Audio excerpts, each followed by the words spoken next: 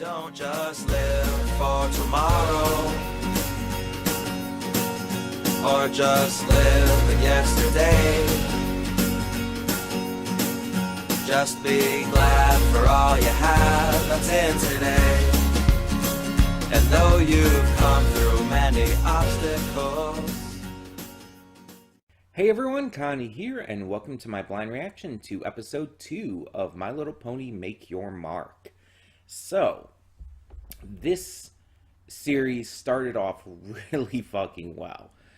Like, it may not be quite in the same realm as Friendship is Magic, but I never expected it to be. And I think that's where a lot of people were disappointed, because they expected it to be on the same level of quality or just in that kind of area as Friendship is Magic.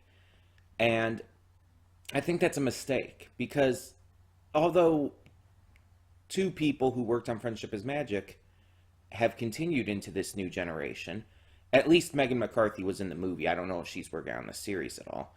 But GM Barrow, she was definitely coming back from G4. And even despite that, though, that doesn't mean that this series is going to be like G4. There's, outside of them, entirely new creative staff. And on top of it, so much about the series is different just from the conceptual level. It's not going to be the same, and we shouldn't expect it to be the same. Even just because it's a direct follow-up to G4, we shouldn't expect it to be the same. It's the same issue that people had with Avatar and the Legend of Korra. They just do their damnedest to compare it to Avatar, just because it's a direct follow-up, and refuse to acknowledge its own merits. Just because in their eyes it's not as good as Avatar means it's crap. And there are plenty of people who do look at Korra on its own merits and judge it fairly according to that. And I respect that, even if I don't always agree with their opinions. I do respect that there are people who do that. But there are, honestly, at least the vocal majority of people are those who are just hating on it just because it's not like Avatar.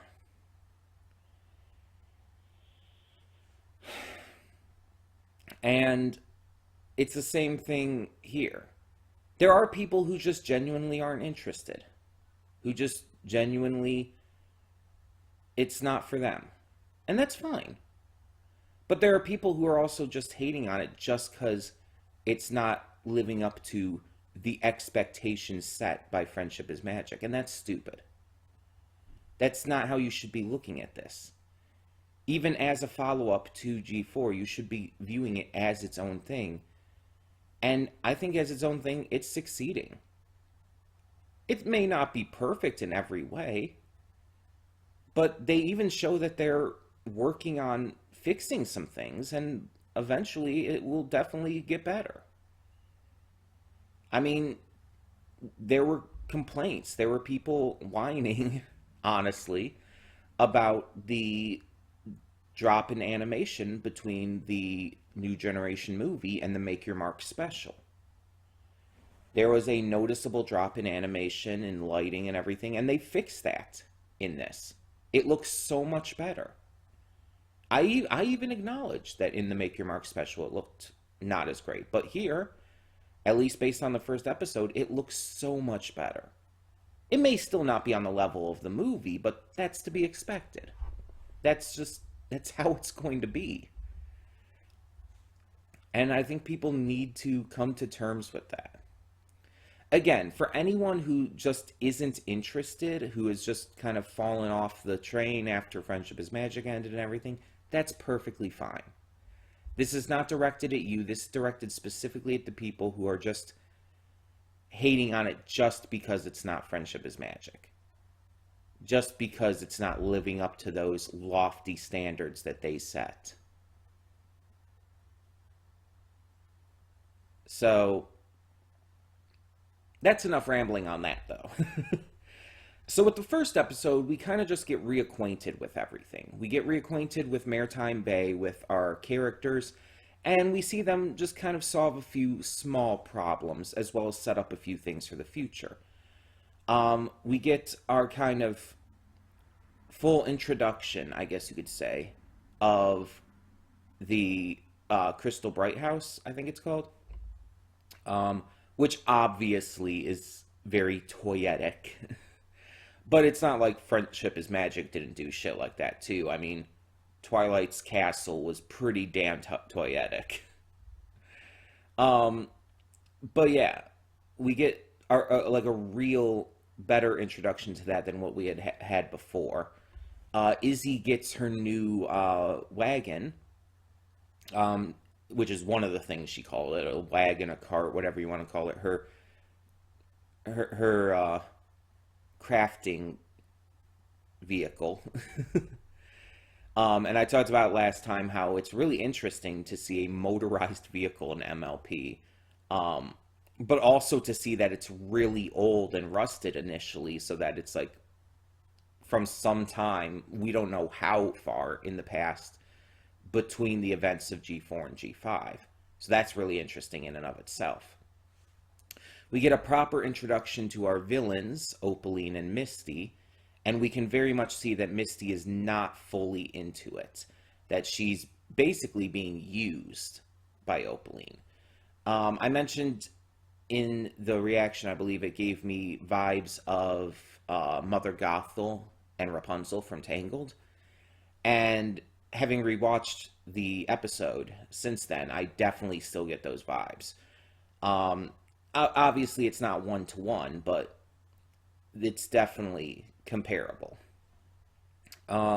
Which makes me believe that Misty will be redeemed. I definitely do believe that. I went over all of that last time, though. We got to really meet Sparky, Hitch's baby dragon, and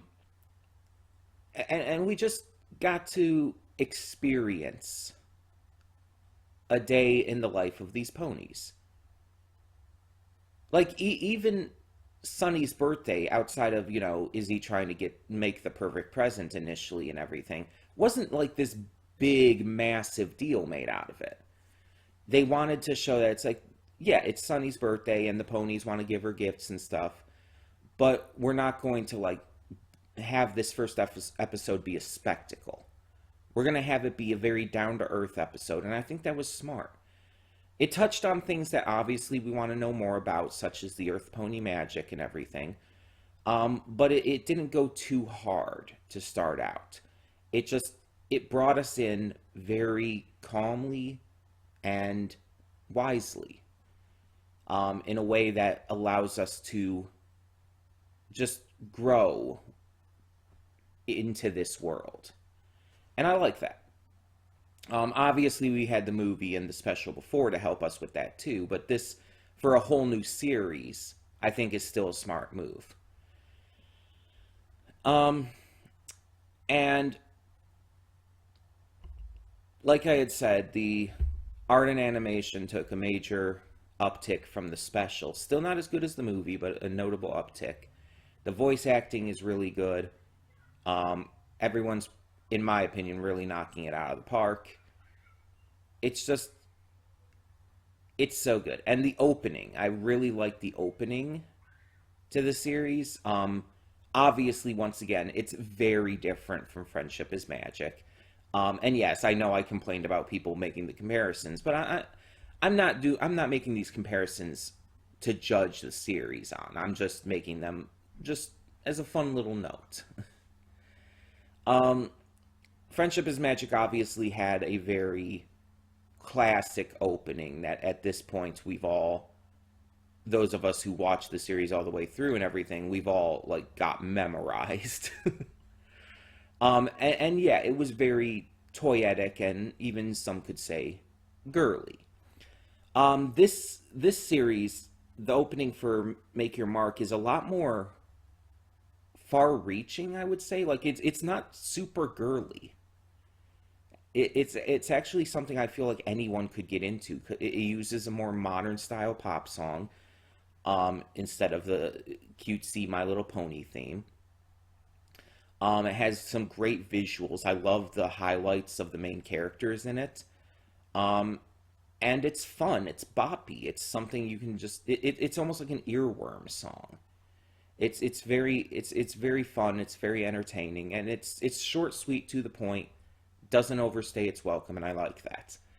So yeah, just very positive impressions going into this second episode. Um, Per usual, though, I don't know what to expect from this second episode. I'm not one of the people who looks at the spoilers and everything. For those of you who may be newer to the channel, um, I don't look at episode titles or synopsises or anything ahead of time. I know there's a lot of reactors and reviewers out there in the past for like G4 who have done that, and some of the ones that are still remaining, I assume still do that, such as Dr. Wolf. Um, I do not. I do not look at synopsises. I do not look at titles. I feel it hurts the reaction if I know that ahead of time. Finding that out during the episode is fine, but I just don't want to know it before I watch the episode because I don't want time to, theorize on it. Because if I start thinking about, like, oh, what's the title about and everything, I can start, like, putting things together. And especially if I know the synopsis, it's like that takes away all the fun of the episode. Like, that's just not good. Um, but either way, I'm excited to see more of this. If it wasn't clear by my first episode reaction, Pip is my favorite currently. Izzy was my favorite after the movie, but with all the content since then and everything, and leading up to this actual series, Pip kind of overtook her for me. But honestly, I still love Izzy very much. I honestly love all of them. Like, it's unlike G4, where it's like Applejack and Rainbow Dash didn't do as much for me. I didn't hate them or anything. I still liked them, but I didn't love them. But unlike that, there's none of these main five that I actually dislike to really any degree. And honestly, they're mostly so close with each other in terms of how much I like them. It's not like one of them is so far above the others. Like, Pip isn't my favorite by this long mile. She's my favorite, but it's actually pretty close. And I like that. I actually like these characters a lot more comparatively to each other than I did the G4 main six. The G4 main six is like, oh, I like these characters so much more than these characters. And it's like, that never really changed. Like, Pinkie Pie, Fluttershy, and Rarity, I always liked so much more than Twilight, Rainbow, and Applejack. Like, I like Twilight. I like Rainbow and Applejack, too, just nowhere near as much. It was always, like, they were always a distant bottom three to my much higher top three. But again, this one, it's a lot closer, and I like that. It's a different feeling towards these characters. And I like some of the side characters already. I like Misty. I like Posey. Yes, I like Posey. Deal with it. Hell, even Opaline seems pretty interesting so far. I definitely want to know more about her. Um, there's so much possibility with this new generation, and I'm really hoping it pulls it off. So, I think that's enough out of me. I've talked for long enough. I think we should get to the reaction now. I promise not all of these reactions are going to have these long pre-thoughts. It's just, again, we're starting a new generation of MLP, so I wanted to talk a bit here, just like I did in the first one. So, yeah, not all of these are going to be like this, just letting you know. Either way, let's get this going. So when the screen fades to black, pause this redirect and go to the description below. Follow the link to the reaction, and after you watch it, come back here to the redirect and resume play. Because after it fades to black, then it fades back in, everything from that point forward will be my afterthoughts and will contain spoilers to the episode. So, that being said, thank you so much for tuning in, and I will see you at the reaction. And we are back, and we'll begin with spoilers in 3, 2, 1, now.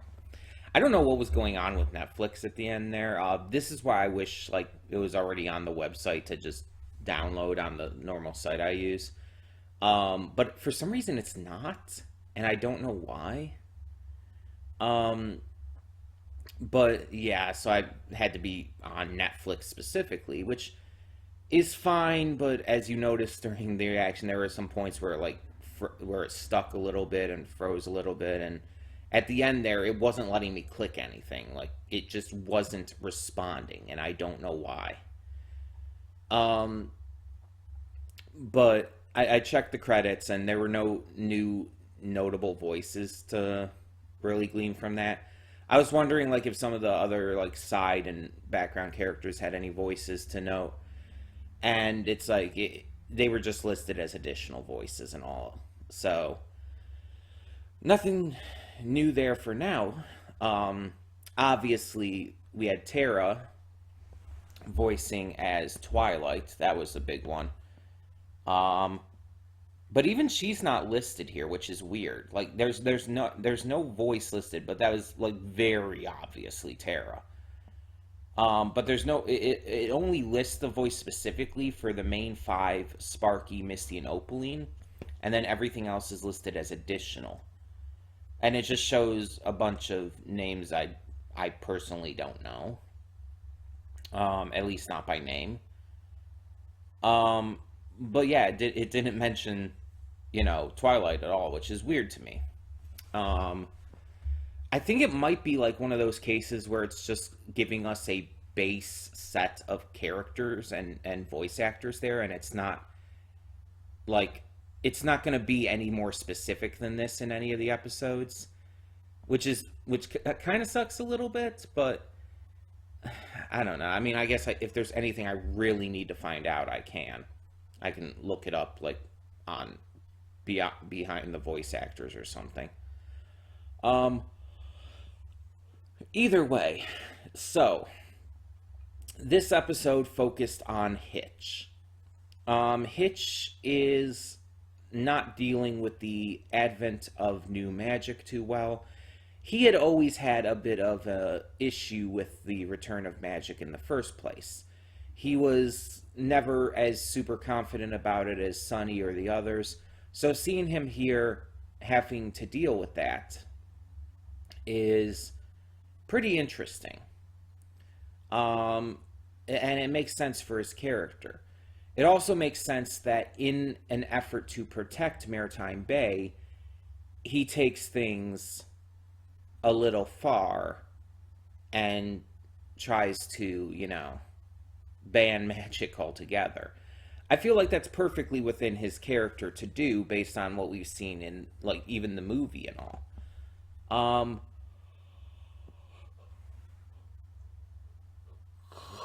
Excuse me. However, because of the ponies no longer being allowed to use magic, the magic starts building up inside them and becomes uncontrollable, releasing on its own. This causes obvious problems, and so they realize that they have to let them use the magic and just try to control it, try to, like, focus it and everything to get it under their control better. And that's how it should have been from the start. That's the best way to handle this, but Hitch overthinks things. It's a character trait he has. We also see a couple other things of note in this. Opaline and Misty continue to watch and plot. They don't take as much of an active role in this one as they did in the first episode, but that's fine. They're just still getting things, like, planned out and everything. And Izzy dragon sits for Sparky a little bit, and her method isn't exactly the best either, just like Hitch's. Izzy gets kind of overwhelmed by the insane amount of instructions left to her by Hitch, especially in that video. And so instead, she decides to just have Sparky let his freak flag fly and to just, have fun. The problem with this is Sparky is a baby, and as we find out, he has magic as well, which we already knew, but the ponies find out now. The problem with just letting him have fun and do what he wants is he could get hurt. And this is why in real life we have to, take care of babies. They can't take care of themselves. Now, I mean, obviously, if you restrict too much, the baby and eventually growing into a child and all won't be able to grow up properly to be able to express themselves in a healthy way. You can't be too restrictive either, because it hinders proper growth and, building of personality and shit. You have to have kind of a happy medium there. Sparky needs to be cared for, needs to be protected, and there needs to be some rules and regulations. That's just how caring for a baby is. But also, yeah, Sparky does need to play, does need to explore and experience things. That's how they grow. That's how they learn. That's how they just develop. So there needs to be a little bit of both there. And I think if Izzy and Hitch work together in that regard, I think it'll actually help. They need to work together and blend their different styles into helping care for Sparky in this case. But then we have the big drop of this episode, which, if you saw the trailer, you did already know about. I did not think it was going to happen this soon, though. I actually didn't expect it until pretty much the last episode of this current batch. But no, we get it right away in episode 2. We get a message from Twilight. Twilight has left, I guess, a recording of herself telling future ponies that if they're seeing this, the magic of the crystals and everything has grown exponentially. And she gives a warning as well that there is someone who has tried in the past, in Princess Twilight's time, to steal magic and everything. To, take power for herself.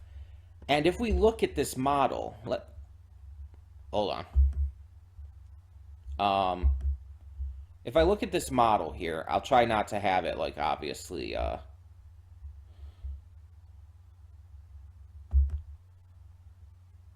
make any volume or sound. You know what I mean.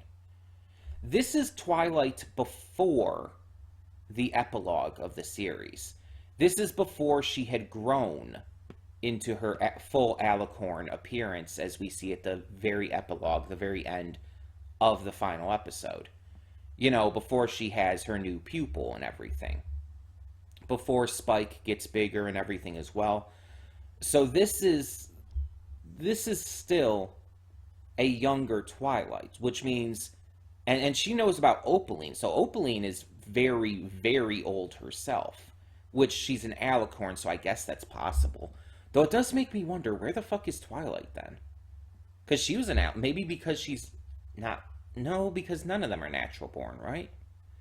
I believe that's actually the lore, that none of them are natural born alicorns. Cadence, for example, was a Pegasus originally. Either way, this means Opaline predated even Twilight's glow up, as you could call it, at the end of the final episode of Friendship is Magic. Which means Opaline has been around for hundreds of thousands of years. We don't know exactly how long again, but again, as I stated in the first episode video, it had to have been a long time because they refer to Twilight's time as ancient Equestria. So the fact that we're seeing a younger Twilight in this regard, and the fact that she left this message means a few things. It means that there is already technology enough to leave this message, or at least it's left in the crystals somehow. Magic, I guess. But on top of that, it means that Opaline predates the epilogue of Friendship is Magic, which is very interesting. And it means that this is gonna be a bigger deal than we thought. And that's exciting. Because that's kind of a big reveal. And I don't think this is just going to be a one-time thing. I think that Friendship is Magic is going to play into this series a bit. I don't know to what degree or in what ways, but I don't think this one-time appearance from Twilight's going to be a one-time thing. Hell, we might just see more Twilight in the future in this form. Or we might see other things happen. People had initially theorized when the trailer showed Twilight at the very end like this, that it was like a Tree of Harmony thing or something, like the Tree of Harmony was taking on her appearance to talk to them. Kind of, which we had seen happen in Friendship is Magic. The Tree of Harmony would take on the appearance of others. I think even Twilight specifically. But yeah, instead, it's just a recorded message via magic crystals. All right. So that's really, really fascinating. I'm not sure about how, like, introducing this here is necessary. I guess just the fact that the magic growing and everything is the ongoing, like, thing to address here. And because it's growing so fast and strongly in this episode, even though the episode is otherwise about Hitch, learning to not overthink things and to just let things happen and, help instead of try to make things worse.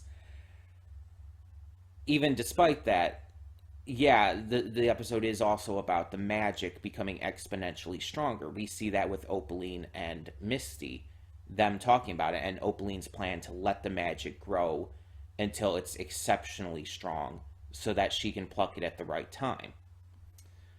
So having like this reveal happen here when they're talking, when Twilight's entire message is about the growing magic and Opaline's return and everything, it makes sense. It does.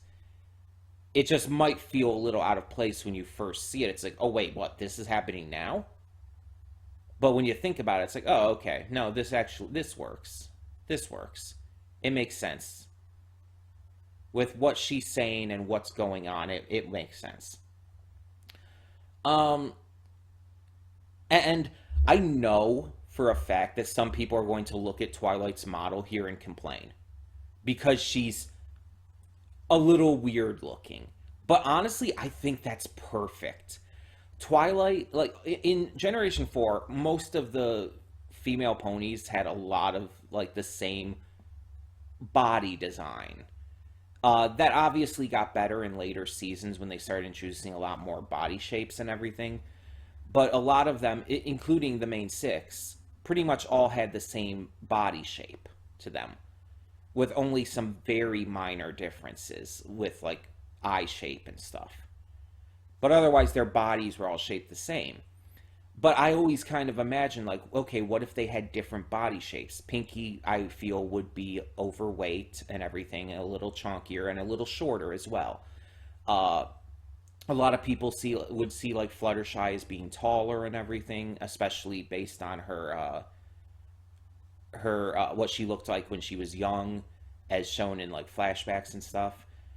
Rainbow Dash would be stockier and everything. Applejack would be a little more, broader, I guess you could say, because of being a workhorse and everything, stuff like that. But I always personally view Twilight as like she would be kind of dorky looking. She would be like your almost stereotypical nerdy looking character, but also not be like super conventionally attractive or whatnot. Like she would have like her features would be a little off in some ways. And so the fact that they kind of made her look like that here, whether intentional or not, I actually kind of really dig. Like she looks a little dorky. She looks a little off, and I kind of like that. And it's nothing against her. I think that's just that it just fits her character. It fits like the kind of like shut-in bookwormish character she starts as and everything. And while she obviously does grow out of that, I still think it's a good idea to have her look kind of notably different. Like you compare her to what all the others look like the other mayors in like the current main five and everything, and yeah, she looks notably different. Her snout, for example, is a little more squooshed in. I don't know how else to describe it. Her face is a little wider. And again, I kind of dig that. I think it works. It's like she doesn't actually look like the other ponies that we see in G5 even in this series. She even has like thick eyebrows, as you can see in it and everything. Like I'm looking at it right now and all. It's like I like that. I like that they made her look that way. I'm actually really into that. And I know not everybody's going to be the same about that. That's going to be a very split thing in the fandom. But I really dig it. I really dig it because that's something I've always felt like should have been done more. And again, they got better at it in later seasons by introducing other characters with different body types and all. But and I don't know how much they're going to do that in this series, but I always felt like they should. I always felt like that's a thing that was always missing from Friendship is Magic and everything. That there just should be some differentiating body types amongst characters based on various factors like what they do and their characters and all. So I really like to see that. But all in all, this was a very good second episode. It built upon the characters as well as continued to set up quite a few things for the future. The biggest question is the ending, though. What is going on with Sparky? Because Sparky was like hugging the tree and everything and started to glow and everything. And it's like, what is this? There's definitely something to Sparky's magic that is very intriguing. And I really want to see where that's going to go. Especially because dragons in Friendship is Magic didn't really have magic like this. This wasn't really a thing that they did. So, like, they could fly, they had fire breathing and stuff. But this wasn't really a thing. So this is something new to this continuity. So I'm very interested to see what that's about. I think Sparky is more than just a regular baby dragon. Sparky is a new kind of special. But that seems to be going with a lot of the ideas and themes of this generation so far. So I'm good with that. Either way, tell me in the comments below, what did you think of this episode of My Little Pony Make Your Mark? And thank you so much for tuning in. For now, I'm Connie and I'm signing off. See y'all next time.